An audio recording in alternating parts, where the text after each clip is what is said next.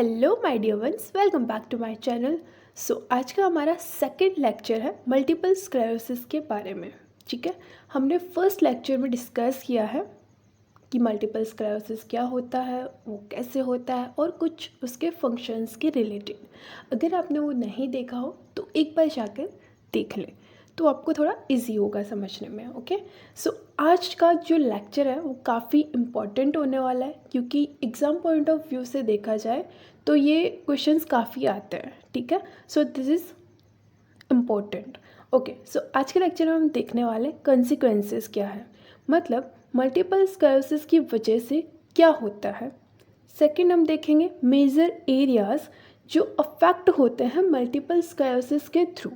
ठीक है, and last हम देखेंगे डिसीज़ का कोज, जो बहुत ही इम्पॉर्टेंट है। ठीक है, जिसके 4 टाइप्स होते हैं, उसके रिलेटेड हम डिटेल में डिस्कस करेंगे। ओके, स्टार्ट करते हैं। कंसिक्वेंसेस मतलब मल्टीपल स्क्लेरोसिस की वजह से क्या होता है। ओके, सबसे पहले तो ब्रेन एट्रोफी होगी। अब ब्रेन एट्रोफी क्या है, जैसे कि हमने फर्स्ट लेक्चर में बात की थी, एमएस इन्फ्लेमेशन और डैमेज करता है माइलिन शीट पे, जो एक प्रोटेक्टिव कवरिंग है नर्व फाइबर्स की in the brain and spinal cord के अंदर। ठीक है, टाइम के साथ ये डैमेज आगे जाकर नर्व सेल्स को लॉस करेगा एंड ब्रेन के टिश्यू को श्रिंक कर देता है, जिसे हम ब्रेन एट्रोफी बोलेंगे। और इस एट्रोफी की वजह से the gyra become smaller and the sulca becomes deeper. Gyra small हो जाएगी एंड सल्का डीप हो जाएगी। और ये चेंजेस जो हो रहे हैं ब्रेन के स्ट्रक्चर के अंदर, उसकी वजह से various symptoms and functional impairments देखने मिलेगी। ऑब्वियसली जब हम एमआरआई रिपोर्ट्स देखेंगे एमएस के पेशेंट की, वहाँ पे ये जो स्ट्रक्चर्स है गायरा एंड सल्का है, वो हमें डीपली नज़र आएंगे। Major areas affected by MS, 4 areas हैं जो अफेक्ट हो रहे होते हैं। एंड ये काफ़ी इम्पोर्टेंट क्वेश्चन है एग्ज़ाम पॉइंट ऑफ व्यू से। ऐसे क्वेश्चंस आते हैं, कौन से 4 मेजर एरियाज़ हैं जो एमएस के अंदर अफेक्ट हो रहे होते हैं। ठीक है, हम डिस्कस कर लेते हैं। सबसे पहले ऑप्टिक नर्व इन्वॉल्व होती है, जो आई एंड विजन के रिलेटेड है। तो आई एंड विजन के रिलेटेड ही कंप्लेन आएगी। पेशेंट आएंगे और कुछ कंप्लेंट्स करेंगे, लाइक ब्लड विजन है, डबल विजन है, इस तरह की कंप्लेंट्स आएंगी। सेकेंड, पेरीवेंट्रिकुलर वाइट मैटर, जो हमारे ब्रेन के अंदर वेंट्रिकल्स प्रेजेंट हैं, उनके सराउंडिंग वाला जो एरिया है उसे हम बोलेंगे periventricular white matter. Third, spinal cord. Spinal cord में मेजर जो ट्रैक इन्वॉल्व हो रहा होता है वो है corticospinal tract and posterior white column. Next involve होता है cerebellar peduncle. Disease course most important question है एग्जाम पॉइंट ऑफ व्यू से। एमएस के डिसीज कोज 4 टाइप्स के होते हैं। ये क्वेश्चंस कुछ इस तरह पूछते हैं, लाइक सिनेरियो क्रिएट करते हैं, लाइक विजन से रिलेटेड प्रॉब्लम होगी तो आपको आइडिया लग सके कि हाँ ये एमएस का क्वेश्चन है। ठीक है, एंड दे आस्क किस टाइप का कोर्स चल रहा है, जो हम अभी डिस्कस करेंगे। ठीक है, 4 टाइप्स के कौन कौन से हैं, relapsing remitting course, secondary progressive MS, primary progressive MS, and the last one is progressive relapsing MS.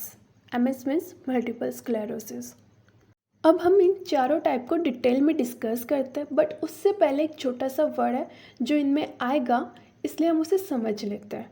रेमिशन। रेमिशन मतलब टेम्पररी इम्प्रूवमेंट या फिर स्टेबलाइजेशन, जहाँ एमएस का पेशेंट एक्सपीरियंस करता है रिडक्शन या फिर disappearance of the MS related symptoms. Okay, relapsing remitting course most common type है, नेम से ही पता चल रहा है। इसमें क्या होगा, एक टाइम पे सिम्टम्स ख़त्म हो जाएंगे और फिर से आएंगे। जैसे कि यहाँ लिखा है, characterised by discrete attacks of neurological deficits, relapse with either partial और फुल रिकवरी।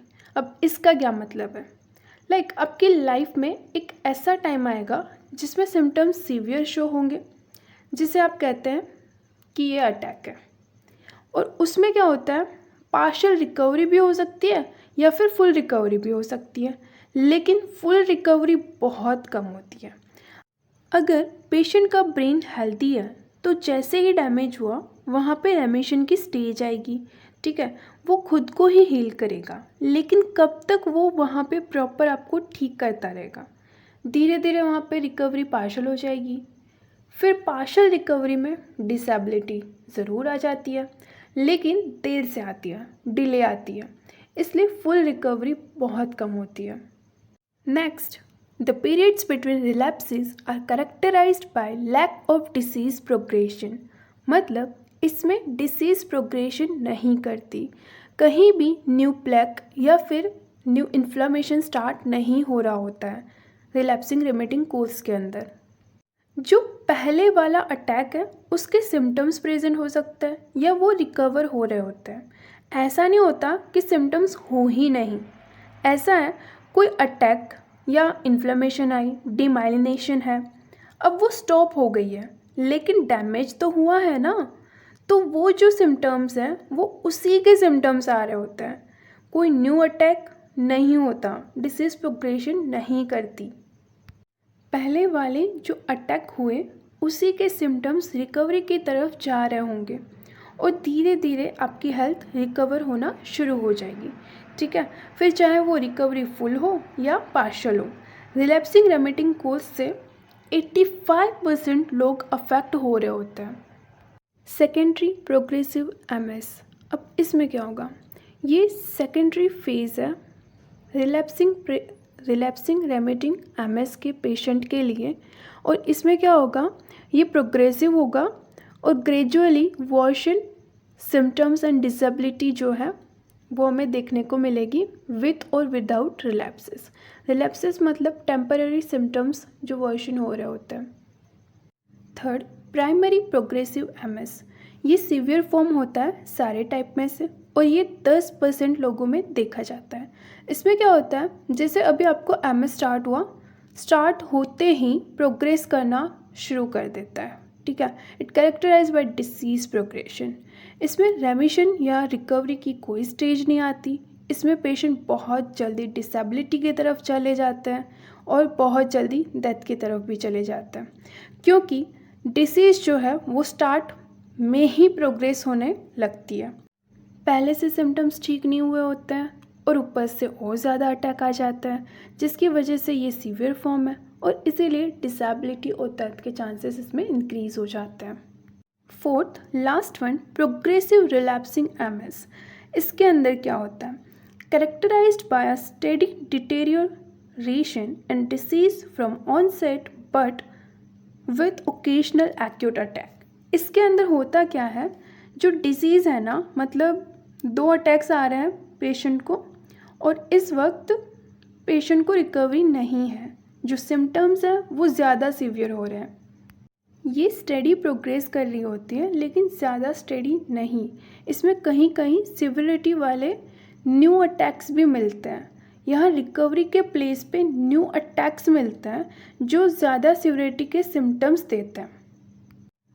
इसमें रिमिशन की स्टेज नहीं आती है, बस एक जो है ना सिवियरिटी के अटैक की स्टेज होती है और एक लेस सिवियरिटी के अटैक्स की स्टेज होती है।